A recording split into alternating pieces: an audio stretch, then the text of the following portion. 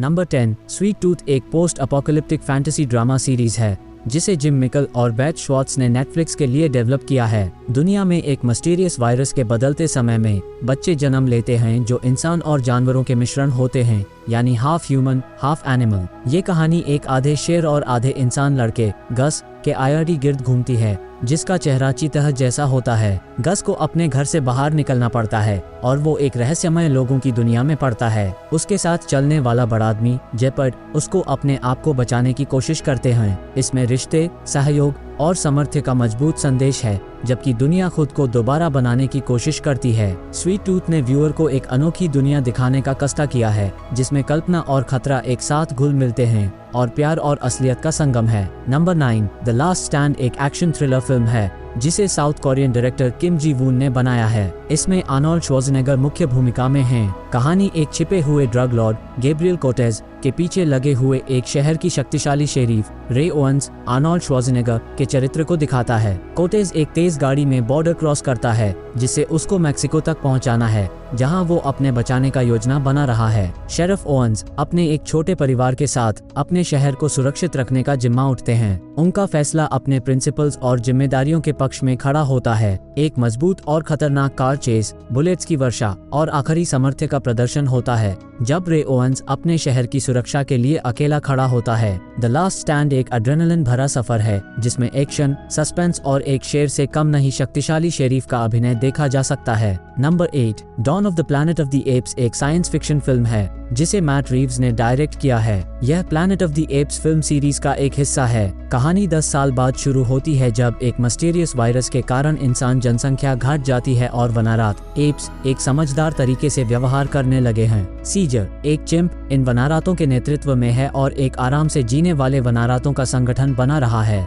जब इंसान समुदाय और वनारात एक दूसरे से मुलाकात करते हैं तो समस्याएं बढ़ जाती हैं। कुछ लोग इंसान वनारात सहयोग के पक्ष में होते हैं, जबकि दूसरे लोग युद्ध और आवश्यकता में विश्वास करते हैं। इस फिल्म में न केवल वनारातों के शक्तिशाली अभिनय का प्रदर्शन होता है, बल्कि विचार शक्ति और इंसानियत के मूल संवाद को भी उजागर किया गया है। Dawn of the planet of the apes एक दृश्यमय, गहरा और सोचने को मजबूर कर देने वाला साई-फाई अनुभव प्रस्तुत करता है। नंबर 7, फ्रोजन ग्राउंड एक क्राइम थ्रिलर फिल्म है जो एंकरेज, अलास्का में स्थित है। फिल्म 1983 में शुरू होती है जब 17 साल की सिंडी पॉल्सन वनेसा हजिन्स एक मोटल कमरे में बंद होती है और मदद के लिए चीख रही है। यूज एक एंकरेज पुलिस डिपार्टमेंट की पेट्रोल ऑफिसर बचाता है जो यूज हॉस्पिटल ले जाता है और उसकी कपड़े रेप किट के लिए रखे जाते हैं। एपीडी स्टेशन पर एस डिटेक्टिव्स को बताती है कि उसको उठा लिया गया और उसके साथ बलात्कार हुआ क्योंकि वो एक व्यावसायिक महिला है और अपनी उम्र में झूठ बोल रही है। डिटेक्टिव्स उसकी कहानी पर विश्वास नहीं करते। रॉबर्ट हैंसन,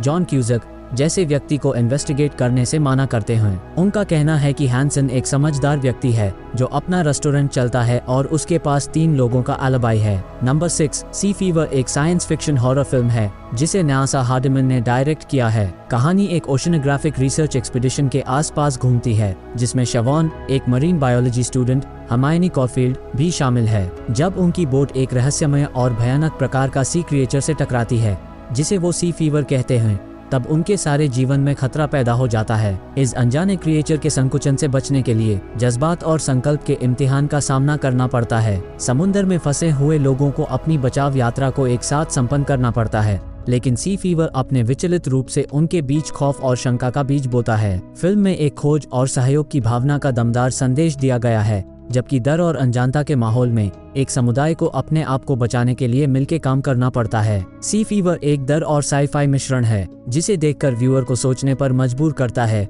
कि हमारा समाज कैसे एक दूसरे के साथ मिलती है जब हमारे सामने अनजाने और अनजानाई चीजें आती हैं। नंबर 5, किल बिल वॉल्यूम 2 एक क्वेंटन टैरेंटिनो की फिल्म है जो एक थ्रिलर और एक्शन पैक्ड स्टोरी है। द ब्राइड उमा थर्मन अपने दूल्हे बिल डेविड कैरेडीन के खिलाफ बदला लेने की कहानी है। इस वॉल्यूम में द ब्राइड अपने वेंडेटा को पूरा करने के लिए अपने पहले के दुश्मनों से मुकाबला करती है। उसकी जर्नी उससे एक मार्शल आर्ट्स गुरु पाई में चिया हुई एलायू के पास लेकर जाती है जहां उसको कठिन ट्रेनिंग मिलती है। वॉल्यूम 2 में द ब्राइड का असली नाम बेट्रिक्स किडो रिवील होता है और उसकी प्रेगनेंसी का भी पता चलता है। उसकी मुकाबला जारी रहती है और उससे अपने बच्चे के लिए भी लड़ना पड़ता है। बिल के साथ होने वाला आखिरी मुकाबला इमोशनली चार्ज्ड होता है और एक अनएक्सपेक्टेड ट्विस्ट के साथ समाप्त होता है। फिल्म का एंड ऐसा है कि वेंडेटा के बदले एक समझदारी और रिकंसिलिएशन का संदेश मिलता है, जिससे बेट्रिक्स अपने जख्मों को भूलकर आगे बढ़ सकती है। Number 4, stories not to be told एक उपन्यास है जिसे शमीम पद्मसी ने लिखा है,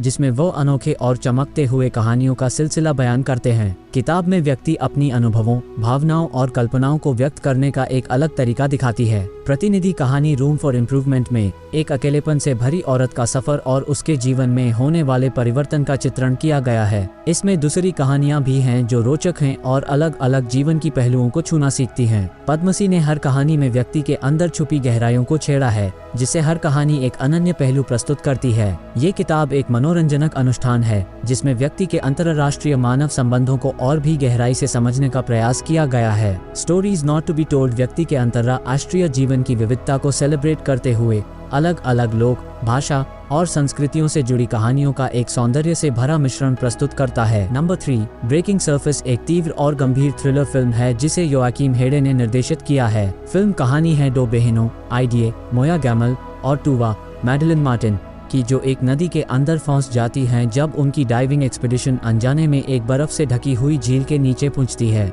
जब उनकी ऑक्सीजन टैंक खत्म हो जाता है तब उनको अपनी सहायता के लिए अपने जीवन पर भरोसा करना पड़ता है। इस कठिनाई भरे सफर में उन दोनों को एक दूसरे पर पूरा भरोसा करना होगा और वे एक दूसरे को बचाने के लिए हर मुश्किल को पार करना सीखेंगे। ब्रेकिंग सरफेस एक मनोहर और टेंस थ्रिलर है जो डर और संवेदना को एक साथ मिलता है। फिल्म ने देखनेदार को एक अंतर्राष्ट्रीय तलाश और साहस भरे सफर पर ले जाता है जिसमें संवेदना, संघर्ष और भरोसा एक दूसरे से जुड़ते हैं। यह एक ग्रिपिंग कहानी है जो देखनेदार को अपनी सांस रोक देती है और एक गहरे मनोरंजन अनुभव प्रदान करती है। नंबर 2, रॉथ ऑफ द टाइटन्स एक फैंटेसी एडवेंचर फिल्म है जिसे जोनाथन लिबर्समैन ने निर्देशित किया है। यह film clash of the titans का सीक्वल है। कहानी पर्सियस, सैम वर्थिंगटन के चरित्र पर आधारित है जो अब एक शांति भरी जीवन व्यतीत कर रहा है, परंतु देवी एंड्रोमेडा, रोज़ामंड पाइक की मदद के लिए पुनः से अपने हीरो बनने का फैसला करता है। फिल्म में देवी और देवताओं के बीच एक महायुद्ध शुरू हो जाता है जिसे टाइटन्स और ओलंपियन गॉड्स के बीच महसूस होता है। पर्सियस को अपने पिता ज़्यूस, लियम नीसन के बचाव के लिए खुद को तैयार करना पड़ता है। उसको अपने भाई एरीज, एडगर रेम्यूरेज और क्रोनोस, टाइटन्स के अधिपति के खिलाफ लड़ाई लड़नी होती है। रॉथ ऑफ द टाइटन्स में चमत्कारी विजुअल इफेक्ट्स और कठिनाई भरी युद्ध भूमिकाओं के साथ एक पूर्ण काल्पनिक दुनिया दिखाई गई है। फिल्म मिथोलॉजी और एक्शन को एक साथ मिलता है जिससे देखनेदार को एक रोचक और जुनून भरा अनुभव होता है, जिसमें पर्सियस अपने शक्तियों का इस्तेमाल करके अपने परिवार की रक्षा करता है और देवी देवताओं के साथ लड़ता है।